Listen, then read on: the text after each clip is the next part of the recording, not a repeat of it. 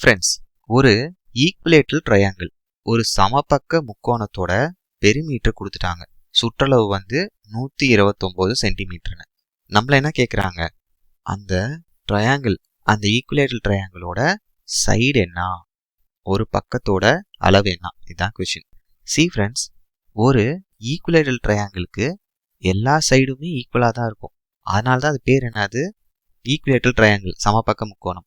So suppose இந்த side ஏ சென்டிமீட்டர்னா இதுவும் ஏ centimetre தான், இதுவும் ஏ தான் இருக்கும். ஓகே, அப்போ கொஷினில் நல்லா பாருங்க. இப்போ பெரிமீட்டர் தானே கொடுத்துருக்காங்க. பெரிமீட்டர் என்ன ஃப்ரெண்ட்ஸ், இதுதான். ஸோ இதுதான் சுற்றளவுன்னு சொல்லுவாங்க. இப்போ இது எல்லாத்தையும் ஆட் பண்ணுங்க. So A plus A plus A, இந்த 3A சேர்ந்தது தான் எவ்வளோ, 129. அப்போ 3A 129னா ஒரு ஏ எவ்வளோ friends, 129/3, that is equal to, cancel பண்ணுங்க, 43 சென்டிமீட்டர். கரெக்டா? நம்மள என்ன கேட்குறாங்க, அதோட சைடு தான் கேட்குறாங்க.